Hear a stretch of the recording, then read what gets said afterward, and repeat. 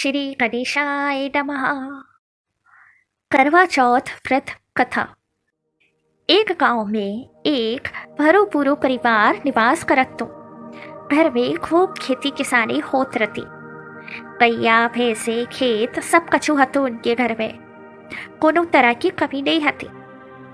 घर में माते और मातेन अच्छे ठाट ठाट से रहते गांव में। गांव और आसपास के लोग उनको खूब ही आदर सत्कार करते। माते के साथ लड़का और एक बिटिया हती।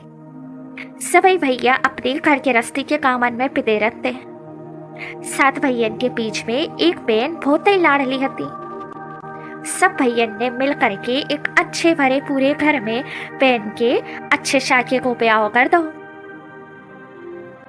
बहन अपने घर में सुख शांति से रहने लगी। माए को ज्यादा दूर नहीं है तो। मताई बाप और भैयन को जब बहन की खबर आती सो तुरंत ही लुआ ले आत। माए को और सासरो दो ही भरे पूरे हते। ओके ऐसे ऐसे सुख भोगत भोगत के उस साले कड़ गई। उनकी 7 भैयन के खूब शाखे के ब्याह हो गए। मायके में 7 भौजाई और एक ननंद। अब का कने आदर सत्कार की। एक दिना मायके में करवा चौथ आ गई। सभी 7 भौजाई और बहन ने उपास करो। उनको खबर नहीं रही वे ऊ दिना दिन भर सिलाई करत रही। उनके पति के शरीर में कांटे छुप गए और वो बीमार हो गए। करवा चौथ के व्रत में दिन भर अन्न पानी नहीं लौ जात। चंदा उगे वे चौथ मैया की पूजा करके नए उन्ना पेरे जात, फिर पानी पियो जात और भोजन करे जात। पैन दिन भर के पानी बिना एकदम मुरझा गई। भैया से जो सब नहीं देखोगा। उन्होंने सोची कि चंदा उगवे में तो वे बहुत ही देर है। जब नो तो पैन अधमरई हो जे तो कछु उपाय करो चाहिए जिसे बहन जल्दी खा पी लेवे। एक भैया दिन बुढ़ाई से पेड़े पे चढ़ेगा। एक भैया ने पेड़े पे आगे बरत दिखा दी।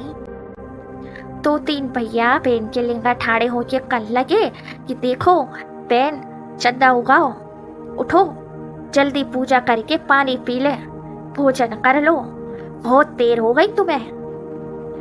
भौजाई तो भैया की चाल समझ गई थी सो उनने तो पूजा नहीं करी। अकेले पेन ने भैया की बात पे विश्वास करके पूजा कर ली। चंदा को अर्थ दे दो, चौथ मैया की पूजा करके पानी पी लो जिससे उनको व्रत खंडित होगा। और चौथ मैया उनसे नाराज हो गई। भैया हरे उन्हें जल्दी ठाटी परस के ले आए और कहने लगे कि बहन तुम दिन भर की भूखी हो, भोजन कर लो। भैयन के कैसे जैसे बहन ने पेलो को तोड़ो सो उमे पार आगो। दूसरे कोर लेते ही में छील भाई। उनकी कछु समझ में नहीं आ रही कि जे हो कारो।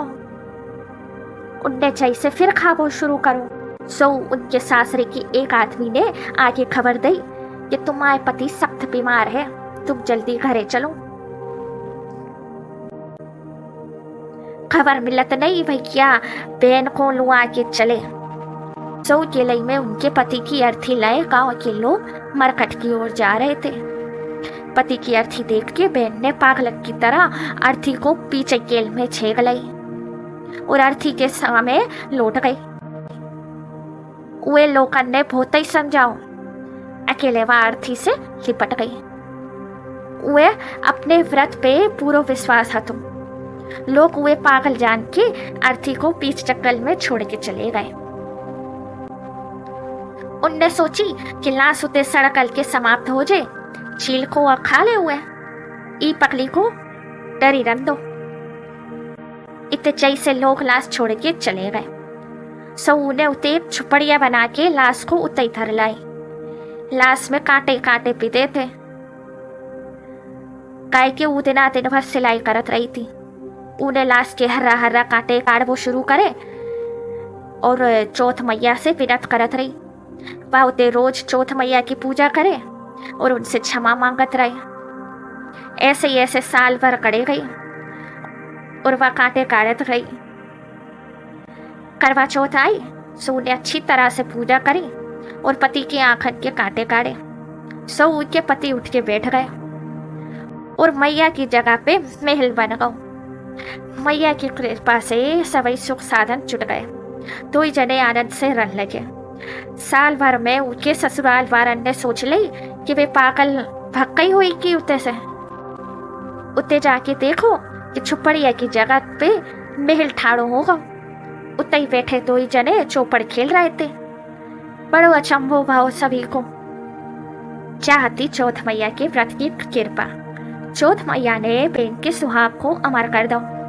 जैसी बहन पे मैया की कृपा भई, ऐसे ही वे सब पे कृपा करत रहे।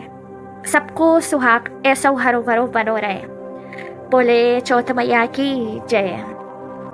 स्पिरिचुअल जिम्नेजियम सत्संग की तरफ से आप सभी को ईश्वर का आशीर्वाद और अनन्य प्रेम प्राप्त हो। यदि आप हमारे वीडियोस देखते और पसंद करते हैं तो कृपया लाइक और सब्सक्राइब जरूर कीजिए।